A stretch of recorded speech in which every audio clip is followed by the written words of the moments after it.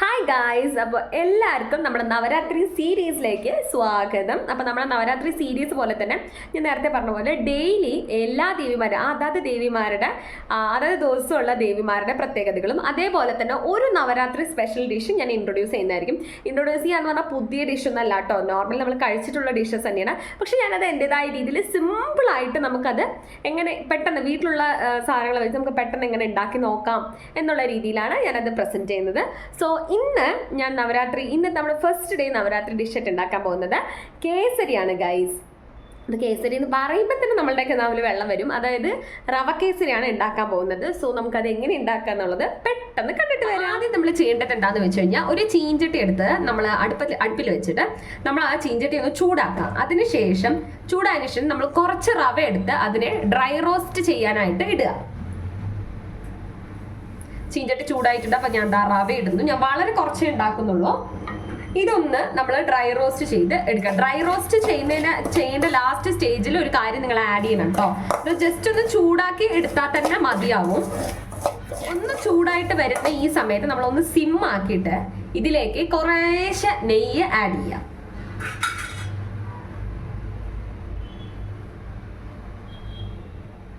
കുറച്ച് നെയ്യ് ആഡ് ചെയ്യാം.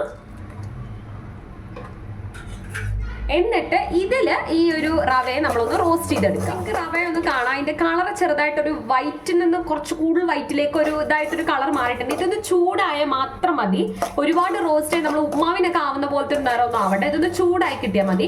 എന്നിട്ട് നമ്മൾ ഇനി ഒരു പാത്രത്തിലേക്ക് മാറ്റി വെക്കാം. റവ വേവിച്ച അതേ ചീഞ്ചട്ടിയിൽ അല്ലെങ്കിൽ അതേ പാത്രത്തിൽ തന്നെ ഇപ്പൊ നിങ്ങൾ ഒരു ഗ്ലാസ് റവയാണ് എടുത്തതെന്നുണ്ടെങ്കിൽ 3 ഗ്ലാസ് വെള്ളം എന്നുള്ളൊരു കണക്കില് ഈ വെള്ളത്തിന് നമുക്കൊന്ന് തിളപ്പിക്കാൻ വെക്കാം. നിങ്ങൾക്ക് വേണമെങ്കിൽ ഈ ഒരു സ്റ്റേജിൽ തിളപ്പിക്കാൻ വെക്കുമ്പോൾ കുറച്ച് മഞ്ഞപ്പൊടി ആഡ് ചെയ്യാം. ഞാൻ ആഡ് ചെയ്യുന്നുണ്ട് ഒരു കളറിന് വേണ്ടിയിട്ട്.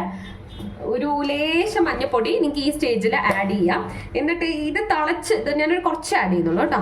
അപ്പൊ ഇതൊന്ന് നന്നായിട്ട് തിളക്കട്ടെ. ഈ ഒരു സമയത്ത് നിങ്ങൾ വേറെ ഒന്നും ആഡ് ചെയ്യേണ്ട ആവശ്യം തന്നെ ഇല്ല. ഇപ്പൊ ഈ വെള്ളം ഒന്ന് തിളച്ച് വരട്ടെ. ഇത് കാണാം, വെള്ളം ഒന്ന് തിളച്ച് വരുന്നുണ്ട്. ഈ വെള്ളം തിളയ്ക്കുമ്പോൾ ഒരു ലേശം നെയ്യ്, ഒരു കുറച്ച് നെയ്യ് അതിലേക്ക് ആഡ് ചെയ്ത് ഞാനൊരു ലേശം ആഡ് ചെയ്യുന്നുള്ളൂ. ഇത് എന്തിനാന്ന് വെച്ചാൽ റവ ഇതിലേക്ക് ഇട്ടിട്ട് നമ്മളൊന്ന് വഴറ്റിയെടുത്ത് വേവിക്കുന്ന സമയത്ത് റവ ഇങ്ങനെ ഒരുമാതിരി ആവാതിരിക്കാനും ഒരു ഫ്ലേവർ അതിന് കൊടുക്കാനും ഹെൽപ്പ് ചെയ്യും കേട്ടോ. ഇനി നമുക്ക് മെല്ലെ റവ ആഡ് ചെയ്യാം. ഞാൻ അടുപ്പ് സിമ്മിൽ ഇട്ടിട്ട് റവ ആഡ് ചെയ്യാണ്.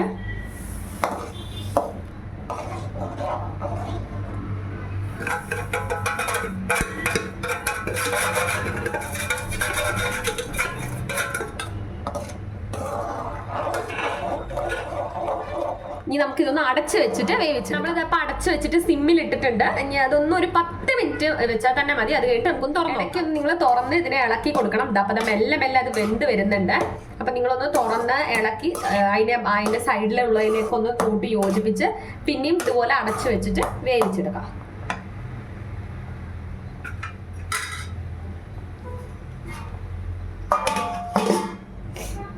ഇതപ്പം നിങ്ങൾക്ക് കാണാം, ഇത് നന്നായിട്ട് വെന്ത് വന്നിട്ടുണ്ട്. നന്നായിട്ട് വെന്തിട്ടുണ്ട്. ഇനി നമുക്ക് ഇതിലേക്ക് നടുക്കൊരു കുഴി ആക്കിയിട്ട് കുറേശ്ശെ നെയ്യ് ഒഴിച്ചു കൊടുക്കാം. എന്നിട്ട് ഇതിനൊന്ന് ഇളക്കി ഒതുക്കി കൊടുക്കാം. ഇതിലേക്ക് ഇനിയാണ് നമ്മുടെ മെയിൻ ഇൻഗ്രീഡിയന്റ് ആയ പഞ്ചസാര. അത് നമ്മുടെ മധുരത്തിനനുസരിച്ച് വേണം നമ്മൾ ആഡ് ചെയ്ത് കൊടുക്കാൻ. ഞാനൊരു മീഡിയത്തിൽ നിന്ന് കുറച്ച് കൂടുതലായ ഒരു രീതിയിൽ പഞ്ചസാര ആഡ് ചെയ്യുന്നുണ്ട്.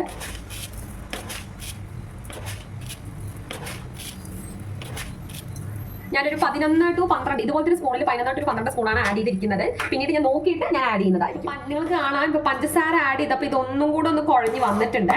ഇതിലേക്ക് കുറേശ്ശെ കൂടെ നെയ്യ് ആഡ് ചെയ്യണം. നെയ്യ് സത്യം പറഞ്ഞാൽ ഇതിന്റെ ഒരു മേജർ ഇൻഗ്രീഡിയന്റ് ആണ് കേട്ടോ. അപ്പൊ നെയ്യ് ഇതിനകത്തേക്ക് ആഡ് ചെയ്യാം.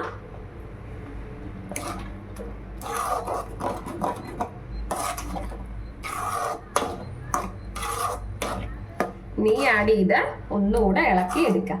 എന്നിട്ട് ഒരു 10 മിനിറ്റ് നിങ്ങൾക്ക് തുറന്ന് വെച്ചിട്ട് ഇത് വേവിച്ചെടുക്കുന്നത്. കണ്ടോ, ഇത് ഇങ്ങനെ വന്നിട്ടുണ്ട് കേട്ടോ. ഇതാ നിങ്ങൾക്ക് കാണാം, ഈ ഒരു രീതിയിലാണ് വരേണ്ടത്. വെന്ത് കഴിഞ്ഞിട്ട് നിങ്ങൾ ഒരിക്കലും ആ തിളയ്ക്കുന്ന വെള്ളത്തിൽ നമ്മൾ പഞ്ചസാര ഇടരുത്. അങ്ങനെ ഇട്ട് കഴിഞ്ഞാൽ റവ വേവില്ല.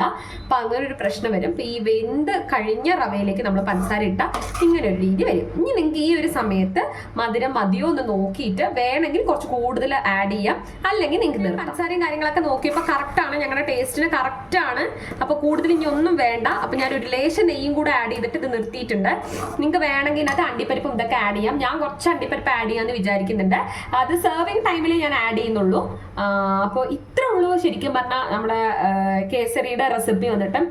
നിങ്ങൾക്ക് ഒരുപാട് കോംപ്ലിക്കേറ്റഡ് ആയിട്ടൊന്നുമില്ല, വീട്ടിൽ പെട്ടെന്ന് ഉണ്ടാക്കിയെടുക്കാനാണ് നിങ്ങൾ ആഗ്രഹിക്കുന്നത്. ഇത്രേ ഉള്ളൂ. നല്ല ടേസ്റ്റാണ്. നിങ്ങൾ എല്ലാവരും ഒന്ന് ട്രൈ ചെയ്ത് നോക്കണം.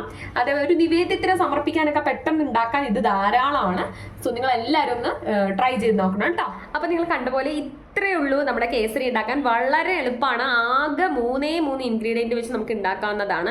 ഈസി ആയിട്ട് നമുക്ക് പെട്ടെന്ന് ഉണ്ടാക്കാം. അതേപോലെ തന്നെ പെട്ടെന്ന് നമ്മുടെ വീട്ടിൽ ഗസ്റ്റ് വരികയാണെങ്കിലോ അല്ലെങ്കിൽ പെട്ടെന്ന് നിവേദ്യമായിട്ട് നമുക്ക് സമർപ്പിക്കണമെങ്കിലൊക്കെ ഈസി ആയിട്ട് ഉണ്ടാക്കാൻ പറ്റുന്ന ഒരു വിഭവമാണ്. സോ നിങ്ങൾ എല്ലാവരും ട്രൈ ചെയ്ത് നോക്കുക. അപ്പോൾ ഇത്രയുള്ള ഇന്നത്തെ വീഡിയോ. Thank you all.